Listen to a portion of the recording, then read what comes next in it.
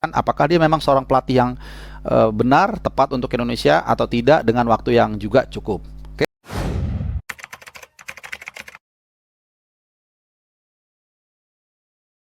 Halo, salam sehat. Kembali lagi di channel Bung Harpa. Dan di edisi kali ini kita masih akan bahas soal tim nasional Indonesia, tapi bukan soal keberhasilan kita untuk menyegel satu tiket terakhir ke Piala Asia 2023 ya. Tapi kita akan bahas terkait dengan sosok yang sedang ramai dibicarakan. Siapa lagi kalau bukan head coach pelatih Sintayong. Jadi di video gua terakhir itu banyak banget yang berdiskusi, berdebat, bahkan juga yang menyampaikan unuk-unuknya terkait dengan posisi Sintayong sebagai pelatih tim nasional Indonesia. Nah, gua akan lebih dulu menjabarkan di kesempatan kali ini terkait dengan standing point gua kepada Sintayong ya. Jadi plus minusnya apa, seperti apa dia memberikan perubahan atau mungkin ada kekurangannya, semua akan mencoba gua bedah secara objektif ya. Kemudian nanti di akhir gua akan mengatakan gua akan cenderung ke mana, ke stay atau out atau apa gitu. Oke, karena ini kan seperti pertanyaan sebenarnya ya, Sintayong itu layak atau enggak dipertahankan. Jadi tetap ujungnya kita harus menjawab, nggak bisa ngambang. Jadi kalau dalam esai itu lu harus jawab pertanyaan intinya itu apa. Jadi jangan seperti politisi ngomongnya ke sana kemari tapi intinya nggak terjawab. Cuman lu boleh jawab dulu pertanyaan itu langsung, kemudian lu jabarkan alasannya, atau alasannya dulu baru di terakhir kesimpulannya. Alright. Nah, tapi pertama sebelum gua membedah sosok Sintayong, gua mau sedikit memberikan lu pencerahan, memberikan lu insight bahwa gini, dua tipe atau dua peran yang cukup signifikan ya perbedaannya antara pelatih tim nasional dan klub adalah pelatih di timnas itu lebih fokus kepada urusan strategi dan taktik ya, lebih makro, lebih umum. Sementara kalau pelatih klub atau kalau di Inggris biasanya dikatakan manajer, ini tugasnya lebih luas, lebih banyak, lebih kompleks. Misal dia harus memperhatikan juga marketing klubnya. Dia juga harus memperhatikan teknik dasar, permainan dasar, skill individunya itu seperti apa. Kemudian juga banyaklah hal-hal yang harus dimiliki oleh seorang pelatih di klub. Kemudian juga dari cara involvementnya. Kalau di klub itu lebih day by day ya, lebih hampir tiap hari mereka terlibat. Sementara kalau di timnas nggak selalu. Makanya kadang-kadang pelatih kalau lu lihat datang ke stadion, nonton pertandingan liga, mungkin ada satu dua pemain yang ingin dia lihat mainnya, atau mungkin dia ingin coba masukkan ke dalam timnas. Nah, dia datang, dia tonton langsung, dia lihat. Jadi beda dengan klub. Jadi ini yang perlu diperhatikan dulu ya. Jadi aspek pelatih itu nggak bisa lu drag hanya ke satu titik ya, misalnya hanya soal strategi, soal taktik. Enggak, banyak aspeknya gitu. Cuman itu tadi perbedaannya. Nah, sekarang kita kembali ke Sintayong. Apa yang menarik dari Sintayong? Jadi gini, Sintayong ini sudah mulai melatih Indonesia sejak tahun berapa? 2020 awal kalau nggak salah ya. Jadi kita anggaplah dia ada di tim nasional itu sekitar 2 tahun. Nah, selama 2 tahun itu kita memberikan keputusan final mungkin belum. Ya karena ingat ya, banyak sekali prestasi di dunia ini di level klub itu dilakukan oleh pelatih atau berhasil di-accomplish itu dalam waktu yang sangat panjang. Kalau lu masih ingat Joachim Löw itu baru membawa Jerman loh ya, juara Piala Dunia itu setelah dari 2006 ke 2014. Berarti berapa? 8 tahun. Ya, kemudian Amy Jacks, ini pelatih Prancis. Ini dia kalau nggak salah tahun 93, sebelum Piala Dunia 94 lah. Sampai akhirnya juara 98. Jadi sekitar 4 sampai 5 tahun baru akhirnya Prancis bisa juara dunia. Prancis loh. Jadi butuh waktu yang tidak sebentar. Let's say mungkin sekitar 4 sampai 5 tahun baru lu akan bisa mengatakan oke, this is it, atau now kita harus berpisah ya. Jadi apakah ada progres dalam 2 tahun ini? Menurut gue yang pertama, dari segi taktik dulu kita bahas ya. Menurut gue Sintayong ini adalah tipikal orang yang pragmatis Ya, artinya dia tahu kapan harus bertahan, dia tahu kapan harus menyerang. Ya, kalau kita lihat di pagelaran yang baru aja kelar ya di kualifikasi Piala Asia, kita bisa lihat di 2 pertandingan awal kita bermain defensif, alright? Formasinya sama cuman. Jadi dia tidak mau mengubah formasi karena ini takut membuat para pemain itu gugup ketika role-nya dirubah. Misal ketika pakai 3 center back, ya tiba-tiba disuruh pakai 2 center back atau 4 back. Ini kadang-kadang dalam turnamen tidak baik. Ya, mengubah sesuatu yang fundamental di tengah turnamen ini tidak disarankan kecuali terpaksa. Nah, formasi ini tetap formasi dasar ini tetap ditampilkan oleh Sintayong. Apa? 3 back sejajar, kemudian 2 double pivot di tengah. Ya, di depan 3 selalu itu. Nah, cuman memang orangnya ganti-ganti. Ini biasa dalam turnamen ya. Kadang-kadang ada yang fit, ada yang lagi turun, ada yang lagi naik, atau tergantung kebutuhan tim. Nah, yang membedakan adalah di back sayapnya ini. Arhan suka atau nggak suka, apapun tipikalnya dia sangat diperlukan. Ya, karena dia punya daya serang dan daya bertahan yang sangat baik. Cuman memang kendalanya ada sedikit miss ya. Ini semua taktik strategi memang nggak bisa berjalan mulus. Waktu lawan Jordan dari daerah situ kecolongan. Tapi di luar itu dia sangat berkontribusi, termasuk lemparan jauhnya yang setara dengan kipas ini sebenarnya. Jadi itu mengapa Arhan terus dipertahankan walaupun kadang-kadang ada resiko juga kecolongan lawan Jordan. Nah, kemudian di kanan Asnawi atau Rahmat Irianto. Sekali lagi ini tergantung kebutuhan tim seperti yang gue bilang tadi. Ketika menghadapi tim yang kuat, yang kita anggap kuat lah seperti Kuwait dan Jordan, kita pasang Rahmat Irianto supaya lebih memfirm kekuatan, dan hasilnya lu lihat. Maaf. Kita bisa mendapatkan poin krusial di pertandingan pertama. Ya, lawan Kuwait, bahkan dari Rahmat Irianto yang golin, yang nggak disangka-sangka. 1 gol sama 1 lagi dia yang menyebabkan kita dapat penalti ketika dia melakukan overlapping dijatuhin kiper lawan. So, itu bukan hanya kita dapat 3 poin, karena 3 poin di pertandingan pertama ini juga membangkitkan mental kita. Lawan Jordan lu udah lihat sendiri, ya, semua lawan dihajar habis-habisan, lawan Nepal 4-1, bahkan lawan Kuwait aja dihajar berapa? 3-0 atau 4-0? Coba ya, gue lupa. 3-0. Ya, jadi kita bisa kalah 0-1. Nah, kemudian ya ini nanti gue jelasin dulu. Ketika kita melawan Nepal, dia punya hitung-hitungan. Oh, lawan Nepal ini di bawah kita. Jadi sekali lagi peringkat FIFA itu lo nggak bisa acuhkan. Memang itu sekali lagi bukan auto menang atau auto kalah. Oh, kalau kita lawan yang lebih rendah kita pasti menang, lawan lebih tinggi enggak juga. Cuman itu adalah sebuah petunjuk bahwa seperti apa komparasi kekuatan kuda tim ini. Sehingga ketika dia tahu menghadapi Nepal yang bukan hanya secara peringkat tapi secara di lapangan juga ada di bawah kita, dia bermain lebih agresif. Dia taruh Asnawi di kanan dan ternyata menghasilkan. Di babak pertama dia kasih 2 assist ya, walaupun memang di babak kedua dia tidak terlalu bagus seperti di babak pertama. Tapi it's all about team. We talk about team. Ya, kalau individu-individu itu nggak mungkin sama semua mainnya bagus. Ini it's a whole team, 11 players. Ada 11 pemain yang lu nggak bisa selalu sama ritmenya, tapi lu bisa selalu mempush mereka di frekuensi yang mirip-mirip. Ya, sehingga akhirnya kita bisa tambah 5 gol di babak yang kedua dan sukses. Nah, dari 3 pertandingan tersebut, gue menyimpulkan bahwa STY bisa menerapkan strategi yang tepat.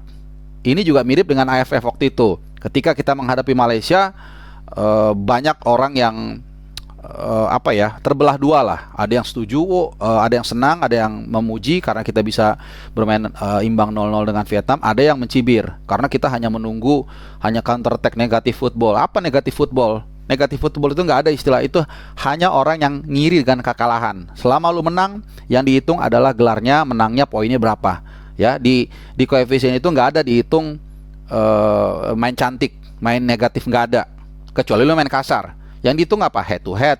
Berarti menang kalah kan? Kemudian apalagi selisih gol, kemudian menciptakan gol dan juga minimnya kebobolan. Jadi semua itu ada parameternya, bukan main cantik atau bukan negatif football. Jadi STY dalam hal ini punya taktik yang adaptif ya, dan ini bisa dibuktikan dalam 2 turnamen AFF dan kemarin kualifikasi Piala Asia. Mungkin satu sedikit catatan adalah di SEA Games ya, nggak terlalu bagus. Nanti ini juga ada dengan catatan terkait dengan catatan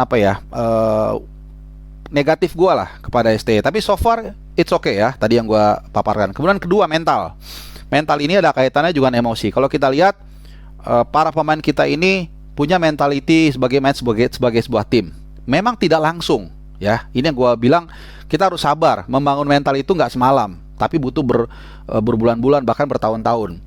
Semalam gue lihat adalah peragaan mental yang sudah lebih baik dari sebelumnya. Belum sempurna, jauh dari sempurna, iya. Tapi terutama dalam skema penyerangan, ketika sudah di sepertiga area terakhir, itu kerjasama di antara tiga pemain dalam satu unit kecil ini sangat berjalan dengan baik.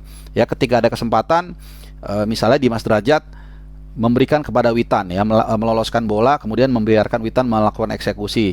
Dan ada momen di mana juga Witan memberikan umpan kipas kepada Dimas Derajat. Ya, jadi kerjasama tim ini ada, tidak egois, tidak melulu juga harus naif. Ya, ketika dia bisa eksekusi, dan ini membuat akhirnya kita bisa menggelontorkan 7 gol. Sebenarnya harus 17 gol ya, karena memang ada 10 save lebih mungkin yang dilakukan oleh penjaga gawang Nepal. Ini yang sangat luar biasa. Jadi mentalitinya udah mulai terbentuk. Bermain sebagai sebuah tim, ini yang penting ya. Karena mungkin gue sedikit agak keluar dari topik. Kalau lu nonton film 300, itu kan membuktikan bagaimana mentality dari terlepas dari film itu benar atau enggak ya, bahkan 300 orang, walaupun 300 melawan puluhan ribu atau ratusan ribu pasukan lawan, tapi ketika bermain sebagai sebuah tim, punya mentality yang kuat, mereka bisa bertempur dengan luar biasa. Nah, kemudian yang berikutnya soal emosi. Banyak atau sudah bukan rahasia umum ya, bahwa pemain kita ini mudah dipancing emosinya, mudah dipanas-panasin. Dan ini yang gue lihat agak sedikit berkurang dibandingkan katakanlah sebelum era Sintayong. Ya, di awal-awal ketika di SEA Games memang masih ada sisa-sisa itu, tapi ketika mulai SEA Games kemarin juga masih ada ya, ketika Rahmat Irianto kemudian Ricky Kamboya kena kartu merah. Cuman ya itu tadi, kembali proses. Cuman kemarin di kualifikasi Piala Asia lawan Kuwait, lawan Yordan, lawan Nepal, kita nggak ada kartu merah sama sekali ya. Kuning juga nggak banyak kalau nggak salah. Dan bayangkan kita dalam situasi di 2 pertandingan awal tertekan. Artinya kita banyak bertahan, tapi tidak banyak melakukan pelanggaran-pelanggaran yang tidak perlu atau tidak terpancing emosi sehingga kena kartu kuning atau bahkan kartu merah. Jadi ini ada kelebihan yang kelihatan bedanya dibandingkan sebelum era Sintayong. Nah, yang terakhir tentunya belum terakhir dulu. Soal role pemain. Ini adalah salah satu ciri pelatih yang modern, pelatih yang mau belajar, pelatih yang mau adaptif. Kalau salah satu yang paling real adalah peran dari Rahmat Irianto. Ya, kita tahu basic dia adalah pemain bertahan, center back. Kemudian dia dicoba bermain sebagai defensive midfielder di SEA Games dan it worked, lumayan bagus. Dan kemarin di awal-awal AFF, karena memang perlu situasinya, di AFF sih, di kualifikasi Piala Asia, ketika situasinya tidak memungkinkan, dia harus bermain sebagai bek kanan untuk lebih bertahan. It works juga. Ya, artinya dia punya pengamatan yang cukup baik terhadap kemampuan permain tertentu yang bisa dirubah perannya. Ini juga salah satu kelebihan dari seorang Sintayong. Gua mungkin belum melihat pemain lain ya, gue nggak tahu.